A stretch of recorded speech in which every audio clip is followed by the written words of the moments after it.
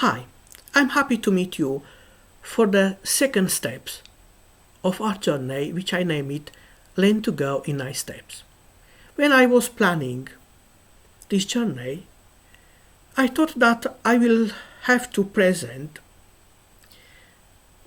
a few key understanding of the Lent. What the Lent was in the early Christianity, what the actual cultural context is for the Lent, and how we properly live and just simple we are engaged in the Lent. But only 2 days after I recorded the first video file, that means the first step of our journey, I received a few questions which were connected to about the meanings of a few words connected, related with the Lent. One word was the pancakes day, the other was the Mardi Gras, the other was Shrove Thursdays, the catechumen's journey, and so on.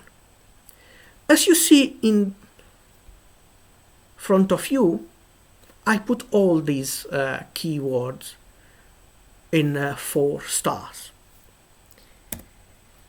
In this screen, you see some pictures. In the left side, you have a carnival. In the right side, you have some pancakes.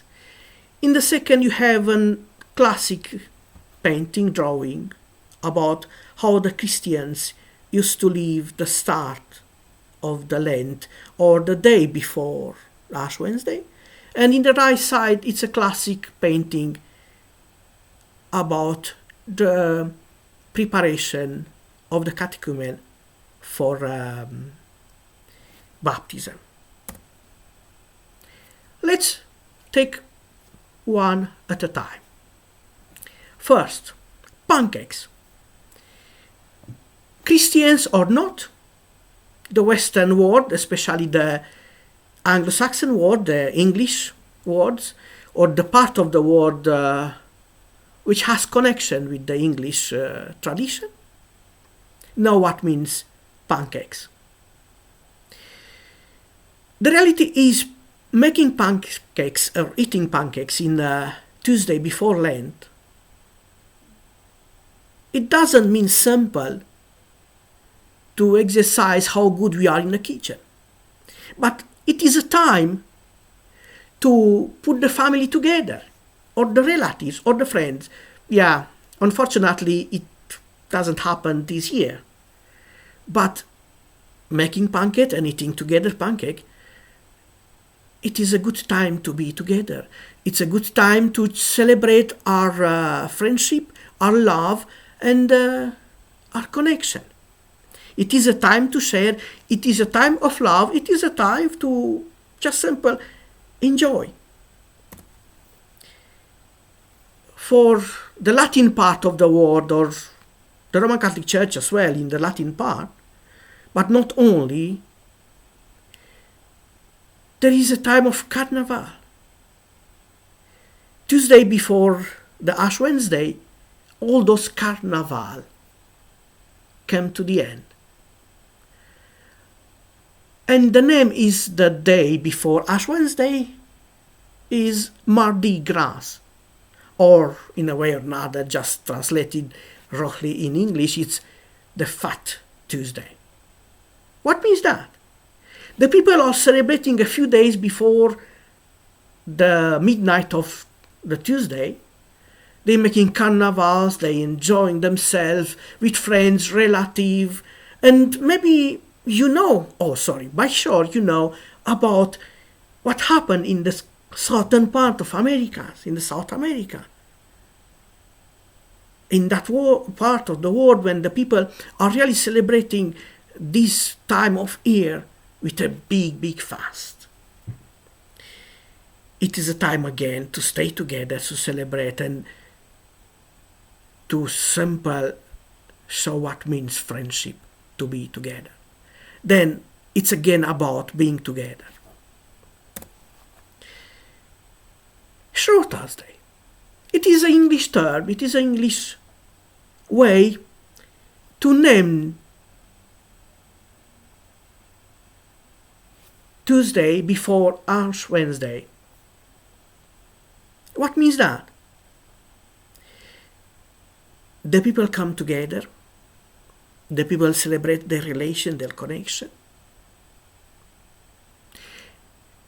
People want to share, but in sharing they want to pardon each other.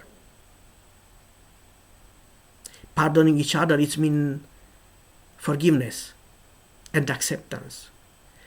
And in another way, a moment when we are open to start a new way of relation. Then this understanding is quite very deep for us. Between Tuesday before Ash Wednesday and the next day, we are resetting our life, our relation. Even the word show means pardon, forgiveness. We confess, and in the same time, we start again.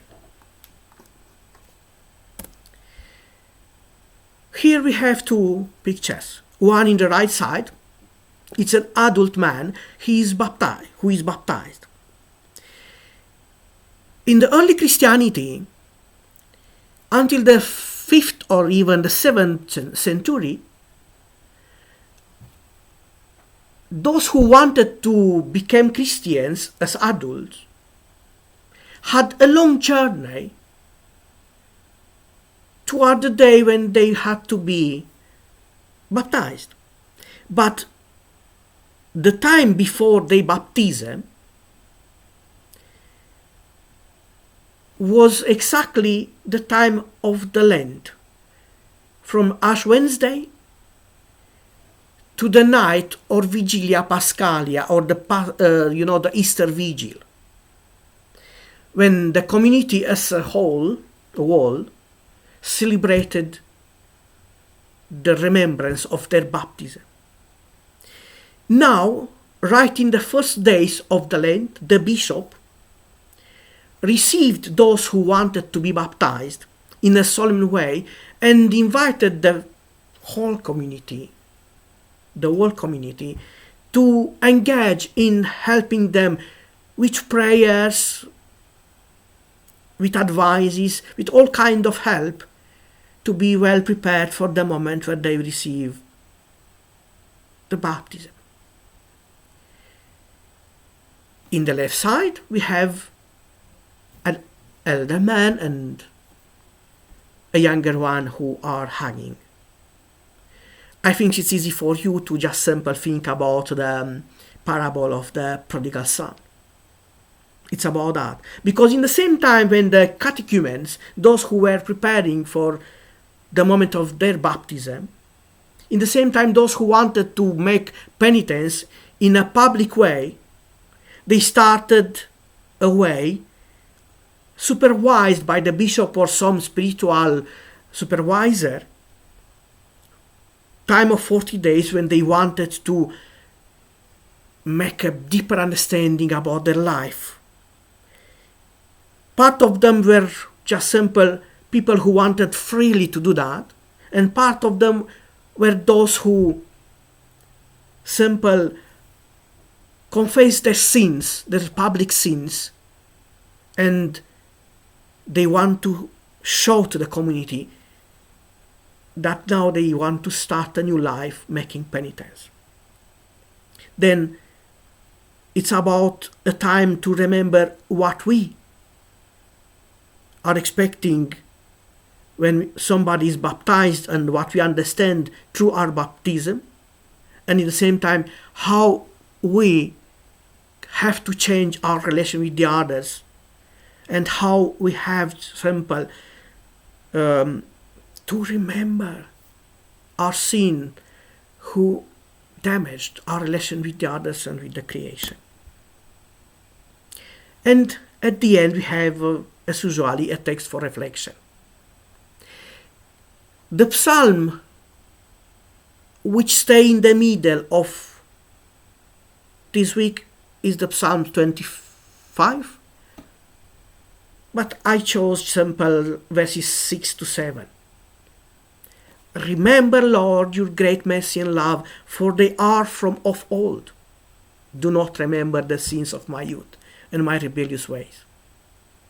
We know how hard it is to find forgiveness.